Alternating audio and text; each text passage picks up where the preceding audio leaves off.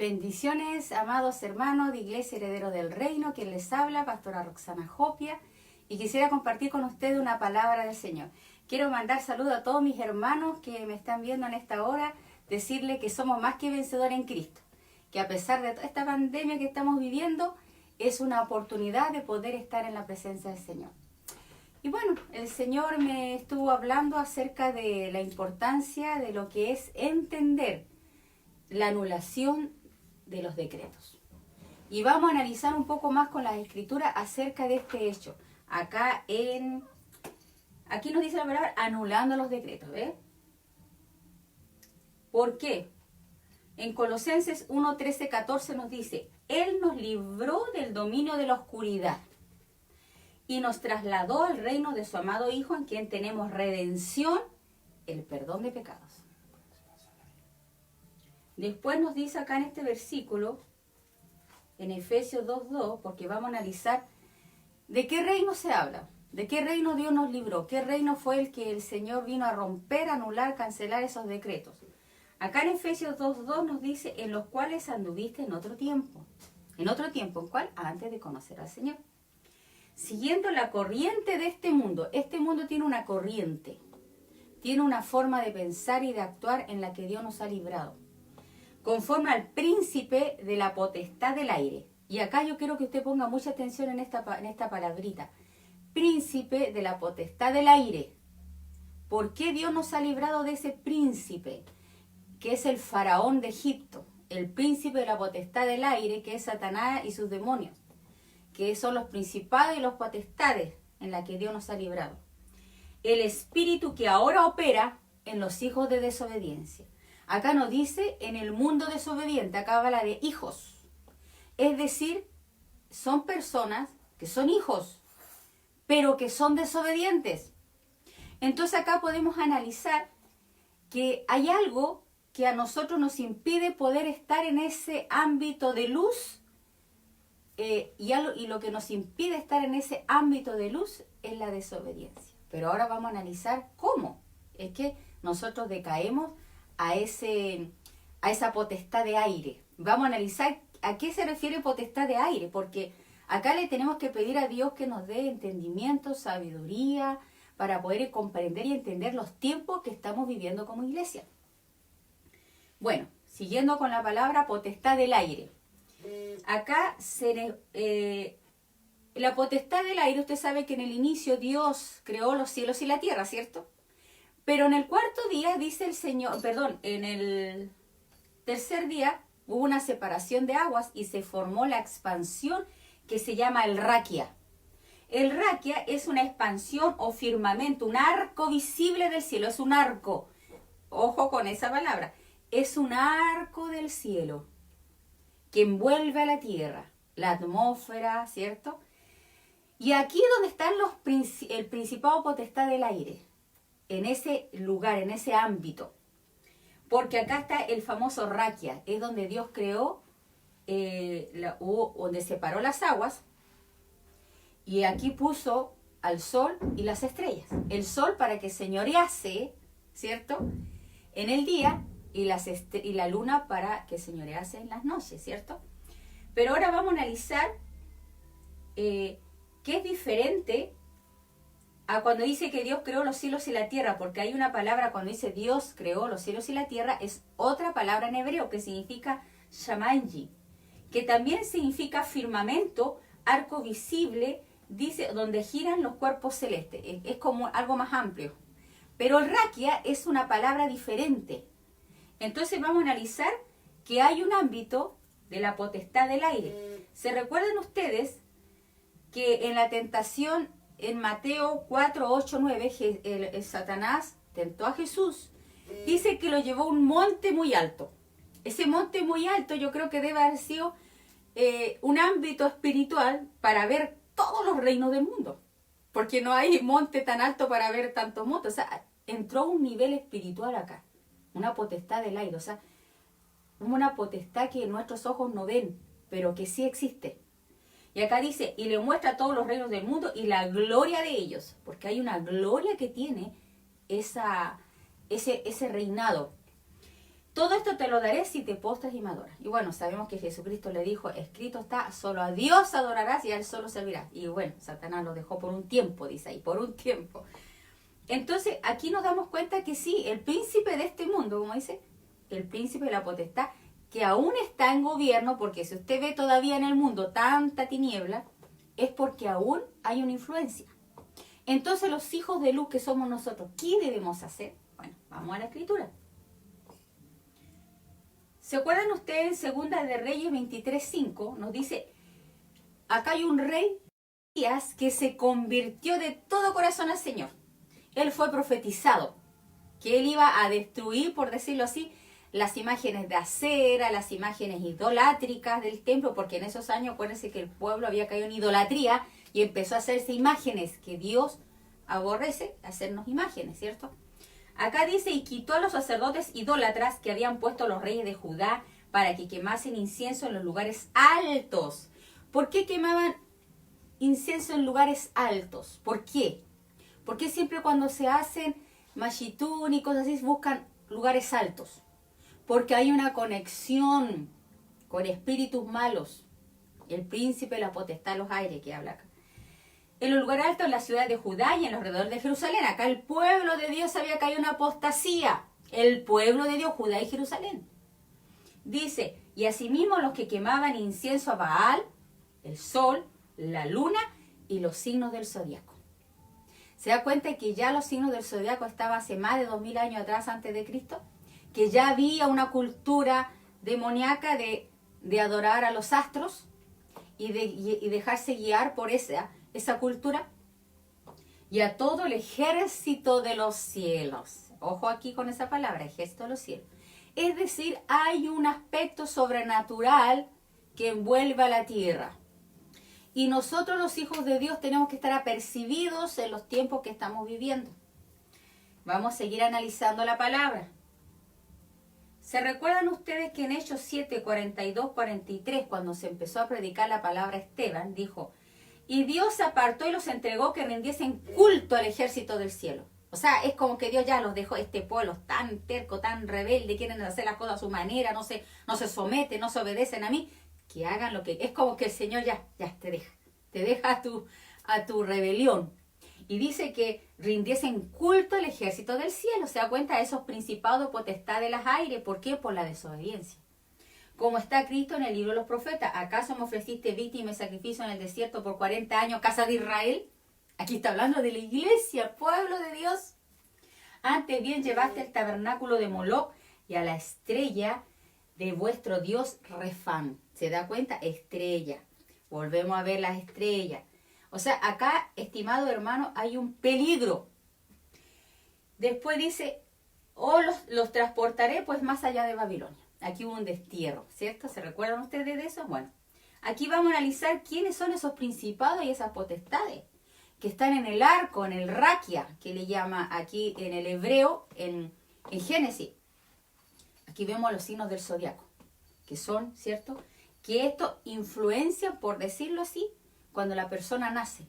Y que mucha gente del mundo lo cree, lo practica, se deja influenciar, ¿no es verdad? Pero miren acá lo que dice más abajito. Acontecerá en aquel día que Jehová castigará al ejército de los cielos en lo alto y a los reyes de la tierra. ¿Qué sucede, estimados hermanos? Esas influencias que están en los cielos y que están ahí en la potestad del aire, influencian a los reyes de la tierra, a los gobernantes, a los presidentes, a los diputados. Influencian malamente. Por eso que se toman malas decisiones a nivel país.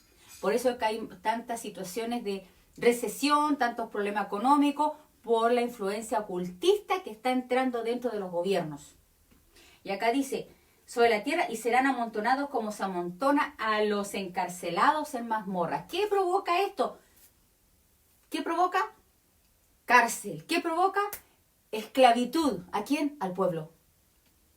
Y en prisiones quedarán encerradas y serán castigados después de muchos días. Bueno, acá también nos dice que Dios va a hacer un juicio contra los reyes de la tierra y contra estos principados y potestades. ¿Qué es lo que es el horóscopo? porque quizá muchos no saben qué es lo que es. El horóscopo es la observación que los astrólogos hacen del estado del cielo a tiempo del nacimiento de alguien, mediante el cual pretenden adivinar los sucesos de la vida. ¿Y qué nos explica la palabra en Deuteronomio? Que no practiquemos ni adivinación, ni agorero, ni sortilegio, ni invocación de los espíritus de los muertos. No podemos invocar espíritu de los muertos. Así que si usted está orando un santito, usted está pecando. Porque no podemos nosotros invocar espíritu de los muertos. Eso es ocultista, eso es ocultismo, brujería. Y acá dice, esta técnica de adivinación se basa en la empírica premisa de que las estrellas y los planetas influyen misteriosamente en la vida de los hombres. Pero usted ya sabe quiénes son esos misteriosos, famosas estrellas, los principados y las potestades. Y dice, los astrólogos enseñan que esta influencia comienza en el nacimiento y continúa a lo largo de la vida de la persona. Es por eso que se dice que el horóscopo tiene que ver con el arte de juzgar la influencia oculta de las estrellas sobre los hechos humanos. Y muchos gobernantes practican eso. Ahora, ¿por qué se lo digo? Hay un suceso que ocurrió. ¿Se recuerdan usted acá a la reina Esther? Aquí vemos a la reina Esther, Asuero y Amán. Hoy se ha levantado Amán en nuestra generación, estimada iglesia. Y Amán es un ocultista. Amán es una persona que aborrece el pueblo de Dios, que se ha levantado en contra de las leyes de Dios, en contra de la palabra, en contra de Dios mismo. Espíritu de ateísmo, espíritu de incredulidad, espíritus que quieren infundir el aborto, que quieren infundir malas prácticas, ¿cierto? Ahora nos damos cuenta que estamos en un tiempo peligroso. Y que usted no lo crea, este acontecimiento de la reina Esther es para estos tiempos. ¿Qué simboliza el rey Asuero?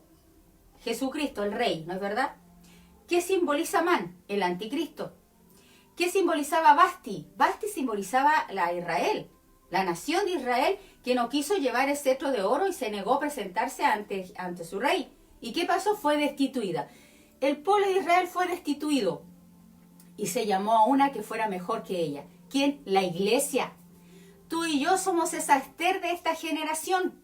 Por eso que se tienen que levantar las Esteres de este tiempo. Las mujeres, hombres y mujeres, la iglesia del Señor que va a conquistar y va a deshacer y destruir los decretos demoníacos de Amán.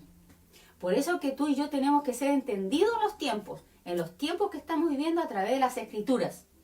Y aquí vemos este cuadro, Amán, y vamos a ver qué es lo que practicó Amán. Pues aquí usted se va a dar cuenta.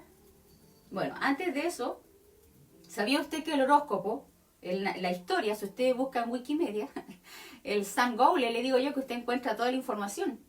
Usted acá dice, antes que el horóscopo tuviera el carácter que le otorgó la cultura greco-latina, se ha descubierto que en Babilonia, ojo, Babilonia, o sea, ¿en qué tiempo? Medos, persas. Babilonia viene antes de los medos persas. ¿Y cuándo fue que se levantó Amán? En los medos persas. Dice, bajo el reinado persa, como lo afirma Van der Wander, nació la astronomía, dice, horoscópica.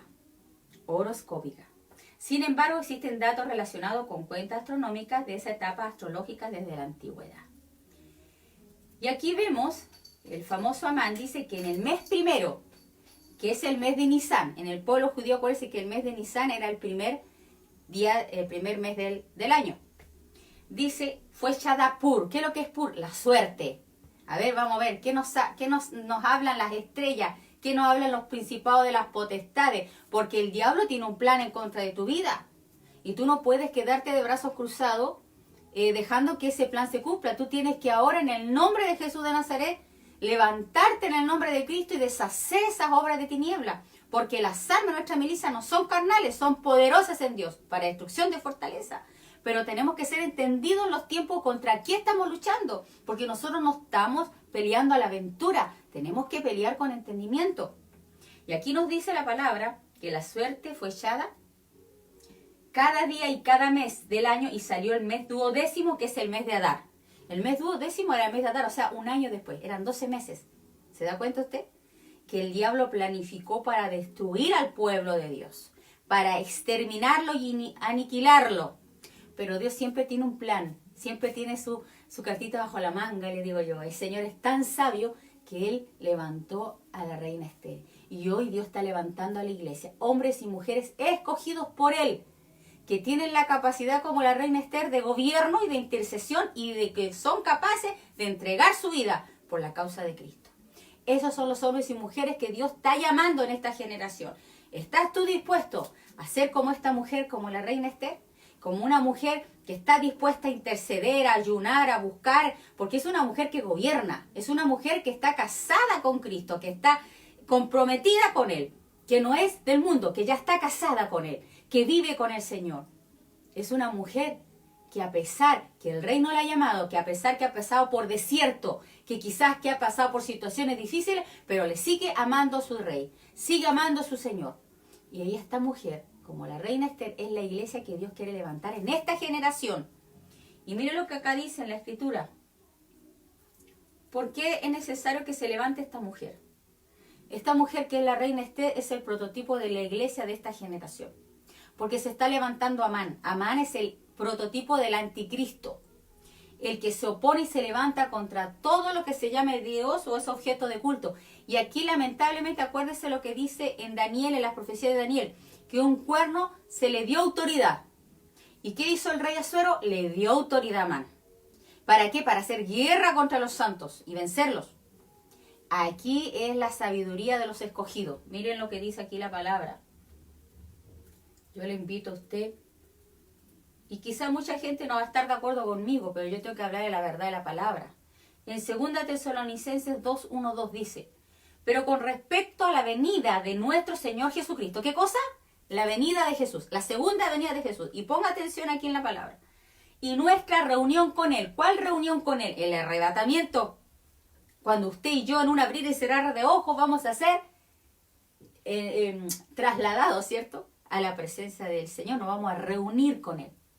Os rogamos, hermanos, que no se dejan mover fácilmente de vuestro modo de pensar, ni se conturben, ni por espíritu, porque hay espíritus que te van a engañar, ni por palabra que te van a engañar, ni por carta como si fuera nuestra. O sea, leyendo la Biblia en pequeños pedazos sin realmente descubrirlo completo. Porque hay gente que toma pedacitos de la Biblia y dice, va a ser así. No, usted tiene que leer la Biblia completa en su totalidad y escudriñarla. Porque aquí bien claro dice, ni por carta como si fuera nuestra.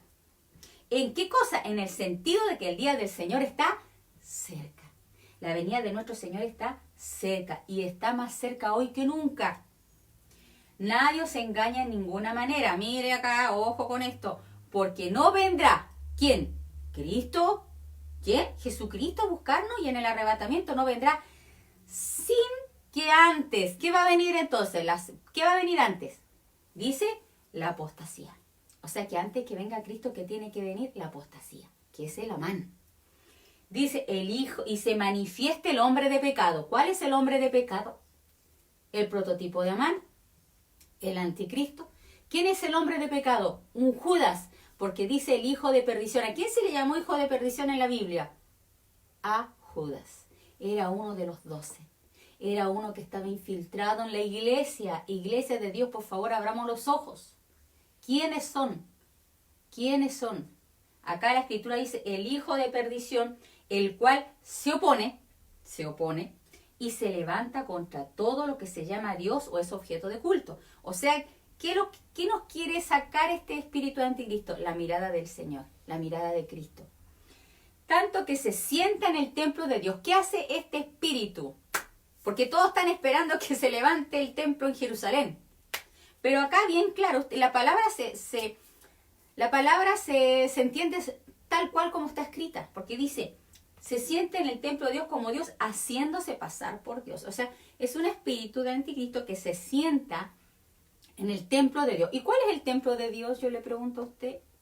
Bueno, pues la Escritura nos dice que el templo de Dios es la iglesia. Bueno, después vamos a ver este versículo, vamos a analizar ese primero de la iglesia. Igual, bueno, después lo voy a buscar ese versículo, se lo tengo ahí a cuenta, que dice que la iglesia es la casa de Dios, es la iglesia. El templo de Dios es la iglesia. ¿Y dónde se va a sentar este espíritu? ¿Dónde? En la iglesia, en nosotros. Por eso que tenemos que no dejarnos engañar de ninguna manera por ese espíritu del anticristo. ¿Cómo se deshacen estos decretos? ¿Cómo tú y yo vamos a tomar y vamos a tener la victoria frente a estos tiempos finales? Mire lo que dice acá, lo que Jesús hizo. Anuló el acta de los decretos que había contra nosotros, que nos era contraria. Quitándola del medio y clavándola en la cruz, fueron despojados los principados y los potestades. ¿Quién despojó a los principados y las potestades? A ese espíritu, esos gobiernos que estaban ahí sobre el segundo cielo, por decirlo así, en el Raquia. ¿Quién los despojó? Jesucristo Nazaret. Él los despojó. Pero ahora, ¿qué tenemos que hacer la iglesia? Porque ya sabemos que Jesús lo hizo. Y como lo enseñó el pastor Jesse de Coquimbo, nos dijo que el principado, ¿quién era? El magistrado. El principado es el que tiene dominio, poder, rudimento. O sea, es el que establece el juicio, por decirlo así. Es legalista, para que usted entienda. El legalista, el que te ve la cosita más pequeñita para, como se dice, llevarnos a juicio y condenarnos, ¿cierto? Pero la potestad viene de exusía, que es, por decirlo así, el poder, la fuerza. O sea, es como las armas que tiene el diablo para querer destruirnos. Es la fuerza, la influencia delegada. Por eso que el Señor tuvo que desarmar estas dos cosas, los principados y las potestades. El que nos acusa, lo que estaba en contra nuestra, el acta del decreto que estaba en mi contra, el Señor lo deshizo en la cruz del Calvario. Y me gustó mucho esta versión, de la textual, Reina Valera textual, en la edición, la tercera edición, que dice, anulando el acta de los decretos que había contra nosotros.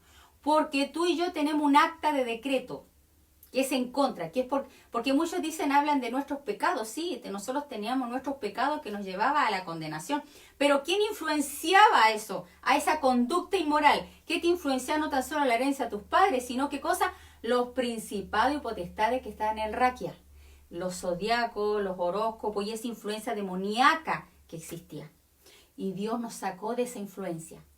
Dios nos liberó y nos trasladó al reino de su amado Hijo Jesucristo. Pero ¿por qué hay influencia de esos principados sobre los hijos de desobediencia?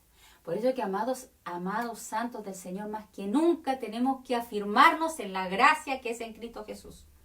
Y acá dice que nos era contraria, quitándola del medio y clavándola en la cruz, y habiendo en ella desarmado. El Señor le quitó todos los derechos legales del diablo, estimado hermano. Desarmó totalmente a estos principados y potestades. Dice completamente a los principados y a las potestades, y los exhibió públicamente en el desfile triunfal. Pero ¿qué pasa, iglesia? ¿Por qué eso no se ha ejecutado completamente en tu vida? Y aquí es donde tiene que moverse la reina Esther. Es aquí donde se tienen que levantar los escogidos. Es aquí donde se tiene que levantar iglesia de Jesucristo en esta postrera generación.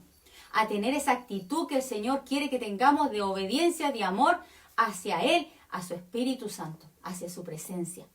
Mire, la reina Esther, ella hacía solamente lo que le decía su eunuco, ¿cierto? Que era Memucán, me parece que. ¿Quién representa? Que es la que obedece la voz del Espíritu Santo. Porque no estamos solo, amados. Dice que el Señor nos dio el Espíritu de verdad, que nos guiará a toda verdad. Pero a veces se resiste al Espíritu Santo, como los fariseos y los saduceos que resistían a Cristo. En el mismo Colosenses aparece 2, 18 y 19, cuando empieza a hablar del acta de los decretos que no era contraria, te dice que nadie te engañe. La palabrita nadie, y la misma que se utilizó para describir la venida del Señor, los tiempos de apostasía y el anticristo. La misma palabra, nadie te engañe. ¿En qué? Y aquí vamos a ver el engaño de las tinieblas. Nadie te engañe, ¿en qué cosa? Os prive de vuestro premio. Porque Dios nos dio un premio, amados, a través de la fe en Cristo Jesús. Pero ya lo que nos están pidiendo ese premio, afectando humildad y culto a los ángeles. Cuando yo saco mi mirada de Dios y empiezo a escudriñar ya las cosas ocultas, incluso con un supuesto que fuera de Dios. Entremetiéndose en lo que no ha visto, vanamente hinchado por su propia mente carnal. Es gente que es carnal y que está hinchada, que es envanecimiento, altivez. Y no haciéndose de la cabeza. ¿Qué significa no haciéndose de la cabeza? Que no está sujeta a Cristo, que son llaneros solitarios, que no se identifican con la iglesia de Jesucristo, que siempre están murmurando y quejándose, no haciéndose de la cabeza en virtud de quien todo el cuerpo, nutriéndose y uniéndose por las coyunturas y ligamentos, crece con el crecimiento que Dios da. Entonces, estimados hermanos santos del Señor, mirad que nadie os engañe por medio de filosofía y huecas sutilezas según las tradiciones de los hombres. Y esto sale en Colosenses 2:8 para los que no lo han leído todavía. Conforme a los rudimentos del mundo y no según Cristo. Se da cuenta que el mundo tiene un principado, una potestad y un modo de ver las cosas diferente a como lo vemos los cristianos. Es una influencia que opera sobre la gente, sobre el mundo, y Dios nos llama a eso. Por eso que la Pascua, tanto que se predicó que nosotros teníamos que salir del mundo, ¿no es verdad? Y que somos libres de las plagas cuando nos apartamos de Egipto, que de Faraón, y tenemos que pasar ¿por dónde? Por el bautismo, que es el símbolo del Mar Rojo. Y luego, ¿qué pasaba? Antes de eso teníamos que tomar la Santa Cena, recibir a Cristo en el corazón. Bueno, aquí seguimos leyendo que son gente que se desliga de Cristo. Son gente que ya no persevera en la fe en Él. Aquí está. ¿Cuál es el verdadero templo de Dios? ¿No sabéis que soy templo de Dios y que el Espíritu de Dios habita en ustedes? O sea, ¿por qué hay teólogos o personas que enseñan sobre la segunda venida de Cristo que dicen que están esperando que se construya el tercer templo ahí en Jerusalén? ¿Se recuerdan? Que están esperando eso porque ahí se va a sentar el anticristo. Y no han leído esta parte de la palabra, que el templo de Dios no se está refiriendo a algo físico, sino al verdadero templo de Dios de hoy en día, que somos la iglesia, que es la iglesia. Y aquí, mira, aquí sale, aquí está el versículo. 1 Timoteo 3:15. Para que si tardo sepas cómo debes conducirte en la casa de Dios. ¿Cuál es la casa de Dios, iglesia? Aquí lo dice, es la iglesia del Dios viviente, columna y baluarte de la verdad. ¿Y qué va a hacer el enemigo? ¿Cuál va a ser la estrategia de Amán? Infiltrarse. ¿Dónde? En la iglesia, haciéndose pasar por Dios. Es un espíritu que se hace pasar por Dios y que lleva a la gente a vivir de tradiciones humanas y de legalismo. Y esas son las cosas por las cuales nosotros tenemos que no dejarnos influenciar.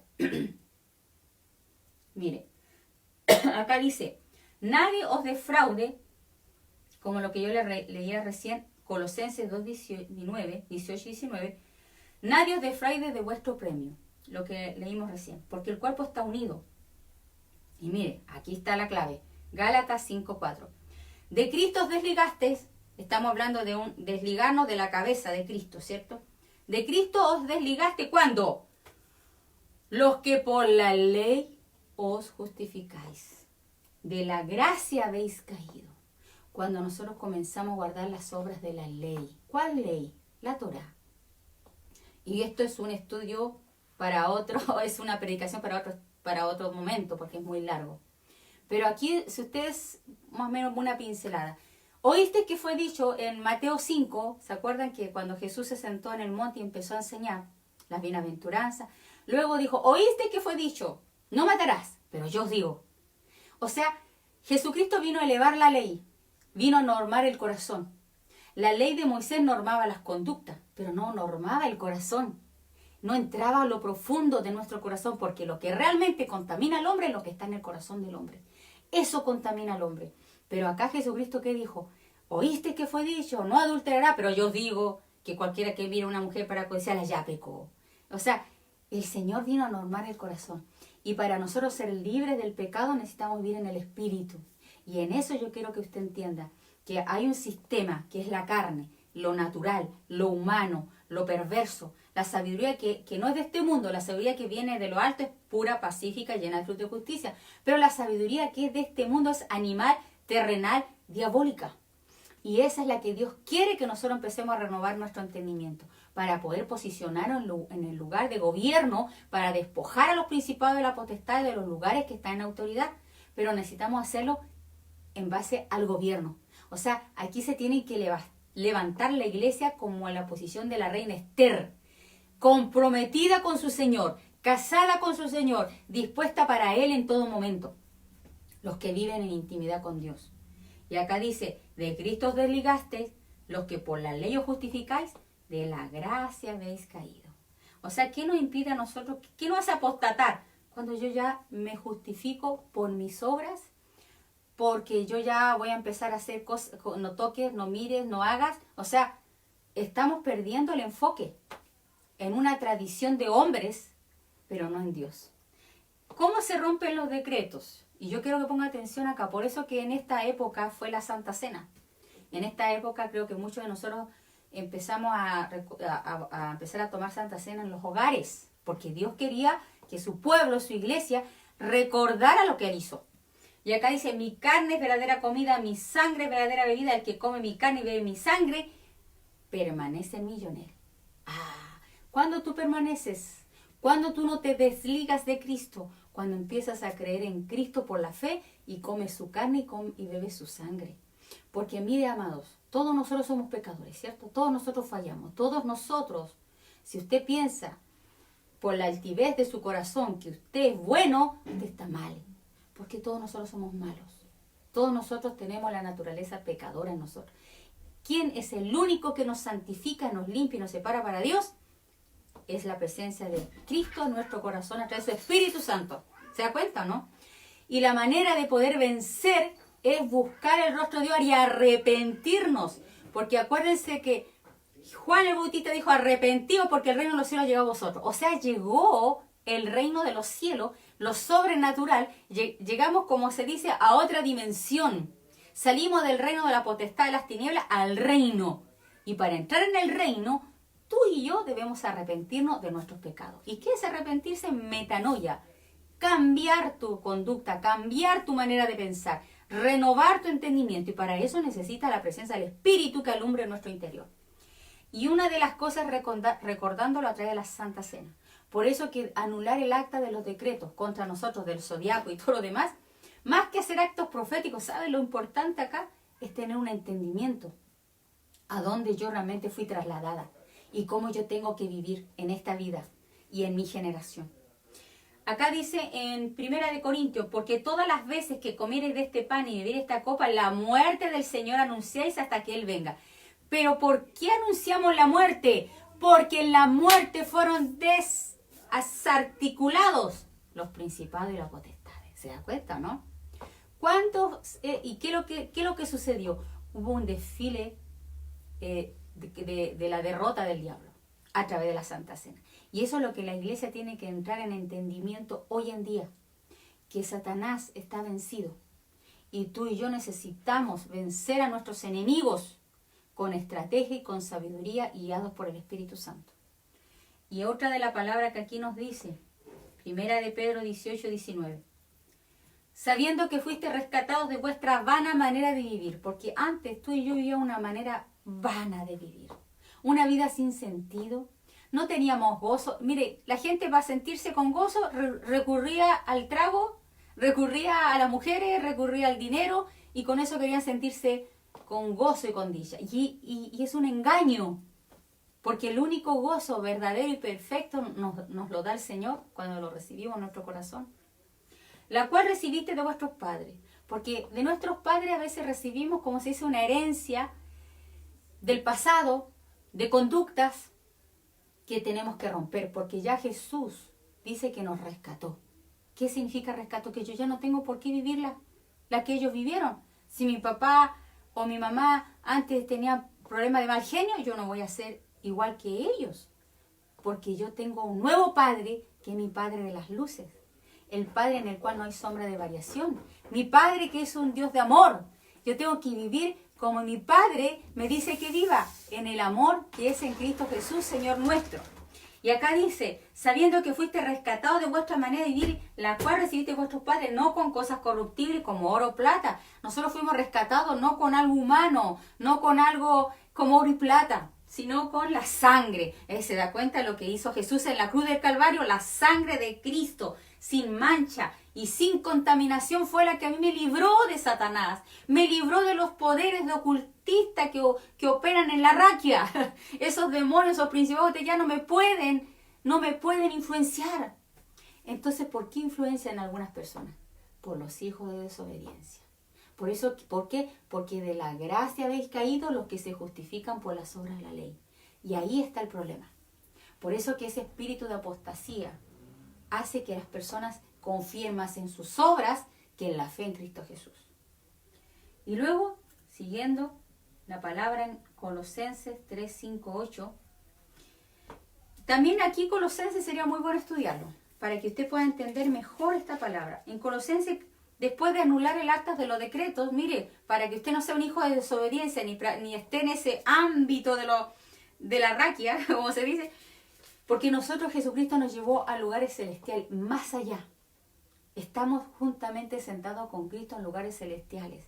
Y Él nos hizo habitar ahí en lugar de autoridad a través del Espíritu. Entonces, por eso que acá en Colosenses 3 nos dice, si pues habéis resucitado con Cristo, porque cuando usted toma la Santa Cena, usted se identifica con la muerte de Cristo. Es decir, usted ya muere a sus pasiones bajas, usted muere a su soberbia, usted muere a su adulterio, a sus mentiras, usted se pone a cuentas con Dios. Ya, Señor, yo ya no quiero vivir en mi pecado, Señor, yo quiero realmente deleitarme en ti. Sabe que los verdaderos hijos de Dios, el trigo, se deleita en la ley de Dios y en su palabra. La cizaña no. La cizaña tiene una postura religiosa, pero nunca lleva fruto.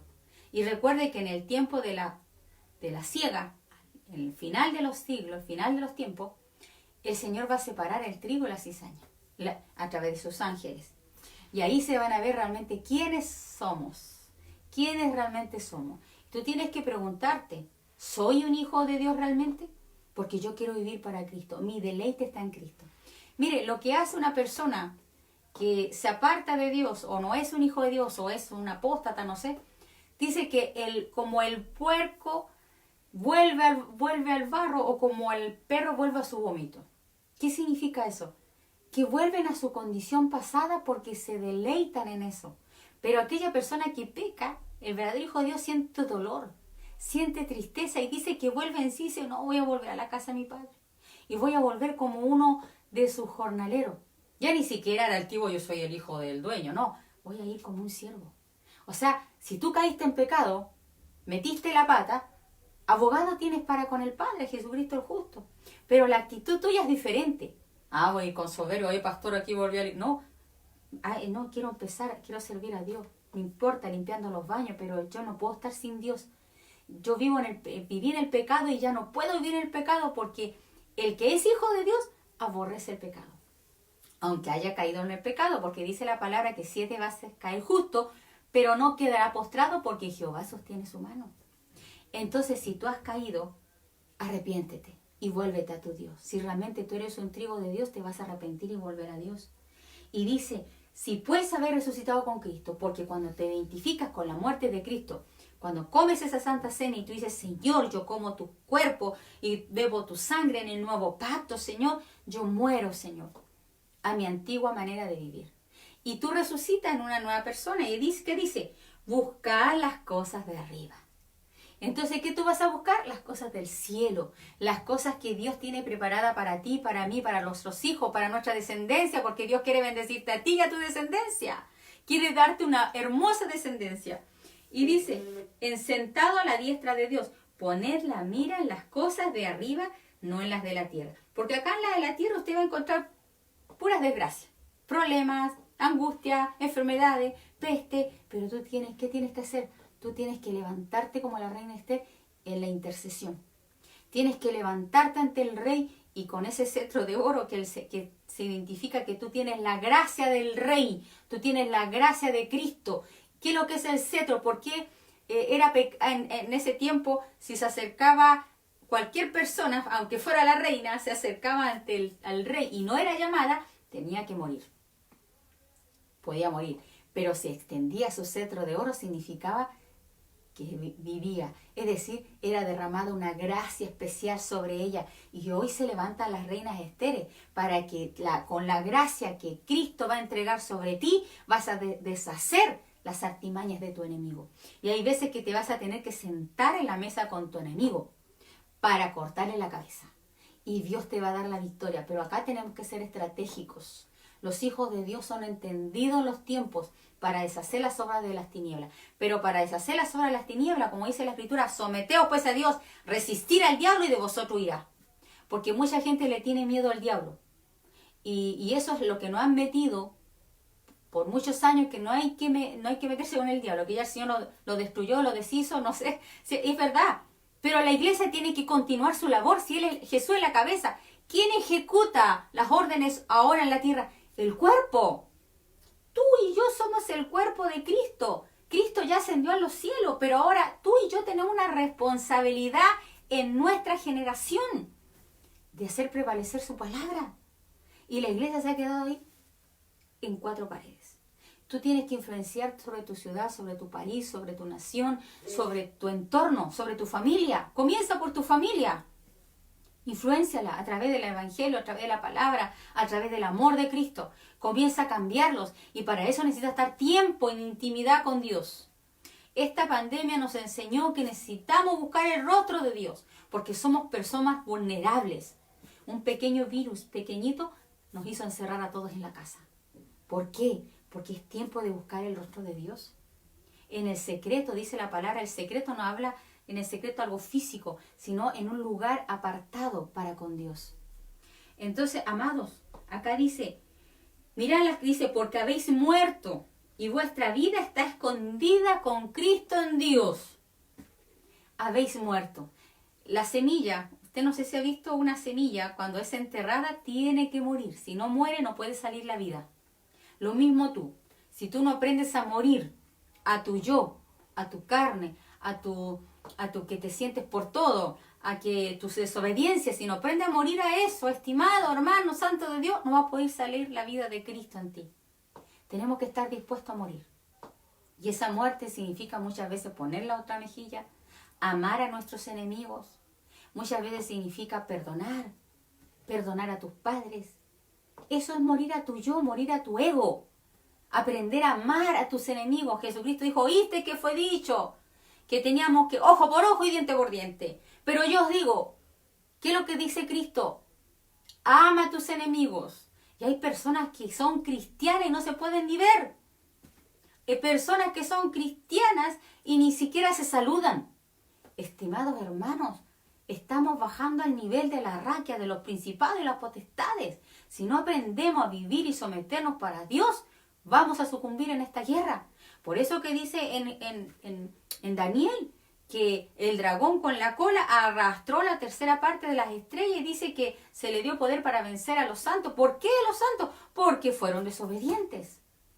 Amados hermanos, la palabra de Dios clara. Someteos pues a Dios, resistir al diablo y de vosotros irá. Si usted se somete en todas las áreas de su vida a Dios y usted lo resiste, porque no tan solo es someterte, porque mucha gente sí, yo me someto a Dios, pero no resiste al diablo. ¿Y qué significa resistir al diablo? Yo me paro en oposición a él. Si me dice, estás enfermo y vas a morir, yo me paro en oposición, me voy a morir cuando Dios diga, cuando Dios lo mande, no cuando Satanás lo quiera hacer. Entonces usted tiene que levantarse y resistir al diablo y él huirá. Y la tentación siempre va a existir, pero lo importante es permanecer en su palabra creyendo. Por eso que dice hacer morir lo terrenal, cuando Cristo, vuestra vida, ¿quién se tiene que manifestar? ¿Tú o Cristo? Cristo. Porque Cristo tiene que manifestarse en la iglesia. ¿Pero cómo? Si la iglesia no aprende a morir. Por eso que la sabiduría de los sabios hoy en día muere a nuestro yo, a nuestra carne, y levantémonos en oposición a nuestro enemigo. Primera de Corintios 5, de 7 al 8. ¿Por qué el Señor nos está mandando a hacer morir lo terrenal en vosotros? O bien lo que dice, limpiaos pues de la vieja levadura. Primera de Corintios 5, del 7 al 8. Limpiaos pues de la vieja levadura. ¿Cuál es la vieja levadura? Los argumentos terrenales humanos. La vieja naturaleza. Los espíritus religiosos, la hipocresía religiosa en la que ya está harto el Señor. De esa hipocresía religiosa. Dios quiere realmente que vivamos la vida del Espíritu de Dios. Porque en la vida de Dios, en la vida del Espíritu Santo, tenemos el poder para vencer. Sin Él no podemos. Y dice, para que seáis nueva masa, sin levadura, porque como sois. Porque nuestra Pascua, que es Cristo, ¿se da cuenta? Cristo es nuestra Pascua. Y aquí hablamos de la Santa Cena. Así que celebremos la fiesta no con la vieja levadura, ni con la levadura de malicia y de maldad, sino con panes sin levadura de sinceridad y de verdad. ¿Qué es lo que más tiene la religión? Hipocresía, malicia, maldad. En cambio, que la que son sin levadura dice que es sincera y verdadera. Y es lo que más cuesta en la iglesia, sinceridad y verdad. Por eso es que iglesia de Dios tenemos que volver a Cristo y volver a su palabra. Y volver a tener un corazón puro delante de Él. Luego acá, Jesús, yo creo que usted entienda, en Mateo 28 nos dio una orden a todos nosotros los cristianos. Dice la Escritura, Jesús se les acercó y les habló diciendo, toda potestad me fue dada en el cielo y en la tierra. ¿Qué cosa? Toda potestad. O sea, el Señor está sobre la raquia, sobre los principados, sobre la potestad, los desarmó. Él ya hizo la pega. Entonces, ¿qué debemos hacer nosotros? Por tanto, ¿qué dice por tanto? Vayan y hagan discípulos a las naciones. ¿Sabe qué significa ser discípulo? Es que usted va a formar a personas a confiar en Cristo, no en una religión. Y hoy en día se comete un error, que a la gente se le lleva a una iglesia, córtate el pelo, no use más pantalones, tenés que hacer esto, y no la llevan a tener una relación con Cristo primero. Lo primero es llevarla a que siga a Cristo, no un hombre, no una denominación, no una religión. Que conozca a Jesucristo de Nazaret y Él se va a encargar de santificar a esa persona, de limpiarla, de purificarla, de hacerle ver que lo que está haciendo está mal. Porque el Espíritu Santo cuando entra dentro del corazón de alguien lo transforma y ya no puede ser el mismo. Y ese es el error que se ha cometido. Por eso nosotros tenemos que volver a la palabra y a creer su palabra que dice que el Espíritu Santo es el que nos va a convencer de pecado, de justicia y de juicio. De pecado por cuanto no creen en mí. De juicio por cuanto, ¿qué cosa? El príncipe de este mundo ya fue echado fuera, ya fue juzgado. El príncipe de este mundo ya fue juzgado. ¿Y quién tiene que convencernos? El Espíritu Santo. Porque el Espíritu Santo va a convencer de pecado, de justicia y de juicio. ¿Y de justicia por qué? Porque Jesús ya está en el trono, ya está sentado en el gobierno. Él ya es el Rey de Reyes y el Señor de Señores. Pero hay algo que Él tiene que vencer, que dice que la muerte. ¿Se recuerdan que cuando Él venga, dice que va a matar al anticristo con el resplandor de su venida, ¿cierto? Va a nosotros, dice la Escritura, que como dice Mateo 24, que de los 4 puntos cardinales nos va a llamar, ¿cierto? Nos vamos a reunir con Él y el Señor va a venir a hacer, ¿qué cosa? Juicio a las naciones. Entonces, amados santos del Señor, es un tiempo de preparación. Jesús se acercó y le dijo, toda potestad me fue dada en los cielos y en la tierra. Así que, iglesia de Dios, tomemos las armas. ¿Por qué? Porque las armas de nuestra milicia no son carnales, sino poderosas en Dios para destrucción de fortalezas. Así que ánimo, iglesia, empecemos a buscar el rostro de Dios y a llenarnos de su Espíritu Santo para vencer las artimañas del error. Y comienza a confiar en Jesucristo, a tener una relación con Él. Comienza a llenarte de su amor y de su Espíritu Santo. El Espíritu Santo está aquí con nosotros. Yo no nos he dejado huérfanos, le he dado el Espíritu de verdad. Busca el rostro de Dios en tu intimidad. Solo Él puede cambiar el corazón de tu esposo, de tu esposa, de tus hijos, de tu nación, de tu presidente. Oremos sin cesar. Levantémonos como la reina Esther en intercesión. Levantémonos a gobernar. No, la reina Esther no se quedó y se puso su ropa real y gobernó. ¿Qué significa actitud de gobierno? Que yo me siento en los lugares celestiales con Cristo, en la autoridad que Cristo me delegó, no por mis méritos, sino por su gracia. Así que, amados, bueno, espero que esta palabra les haya servido. Creo que es para una segunda parte porque me faltó hablar muchas otras cosas más, pero quisiera invitarte a que oremos al Señor y nos preparemos para estos tiempos finales. Amado Padre, gracias, Señor, por cada hermano y hermana que ha escuchado esta predicación, Señor. Espíritu de Dios, yo te pido que ahora mismo comience a impartir espíritu de sabiduría, de revelación, el conocimiento de tu palabra y de tu verdad, Señor. Y que podamos, como aquella esposa ataviada, preparada para su marido, Señor, como la reina Esther, Señor, que nos levantemos, Señor, a gobernar en realeza, Señor, pero también en intercesión y dispuesto a dar la vida, Señor, si fuera necesario, para establecer tu reino y tu gobierno, tu palabra, tu presencia, para que tu pueblo sea salvo de esta perversa generación. Te pedimos, Padre, que nos levantes con una unción especial, Señor, sobre todos tus hijos, sobre todas tus hijas, sobre tus escogidos, sobre tus herederos del reino de los cielos. Aquellos que han dispuesto su corazón para ti, aquellos que se han arrepentido de sus pecados, Señor, aquellos que se han vuelto, Señor, de sus malas costumbres, de su vana manera de vivir. Te pido, papá, que tú ahora comiences a impartirlo a través de tu Espíritu Santo en esta hora. Llénanos, Señor, de tu presencia, llénanos de tu unción, porque solamente tú pudiste vencer a Satanás, lo despojaste, los desarmaste a los principados y a las potestades. En el nombre de Jesús de Nazaret, Padre, glorifícate y exáltate en medio de tu pueblo. Gracias, Señor. Y saludos a todos mis hermanos que nos están mirando. Voy a ver realmente, como no puedo ver, quiero mandar un saludo a mis hermanos.